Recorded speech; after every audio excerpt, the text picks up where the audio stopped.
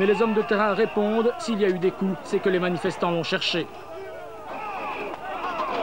Quand on prend des pavés, des cailloux ou des jets de gaz lacrymogène sur la figure, c'est normal qu'on intervienne quand même. Mais l'intervention a parfois été disproportionnée. Il y avait des gens qui n'avaient rien fait, qui ont reçu des coups de matraque. Ça, c'est tout le temps comme ça. Ouais, mais c'est normal pour autant? On tape dans la masse, hein. Quand on doit vraiment intervenir, quand les forces de police sont acculées dans un coin. On tape sur tout ce qui bouge alors. Sans commentaire, pourrait-on dire. Pourtant, c'est vrai qu'il y avait quelques excités parmi les manifestants hier. Mais pour le premier échevin, Freddy Tielemans, qui dirigeait la police en l'absence du bourgmestre de Donéa, en vacances à l'étranger, cela n'excuse rien. Je sais par témoignage que des gens qui n'avaient rien à voir avec les prendront les sanctions qui s'imposeront dans ce domaine-là. Quand vous avez vu hier que les réactions des policiers étaient disproportionnées par rapport aux provocations, vous êtes chef de la police, vous n'avez pas pu intervenir?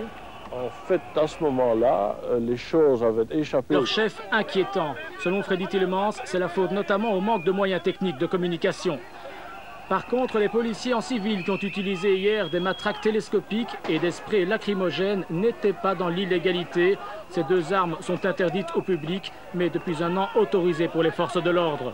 Ceci dit, pour Freddy Tielemans, la police de Bruxelles ne doit pas être la seule à porter le chapeau pour les incidents d'hier.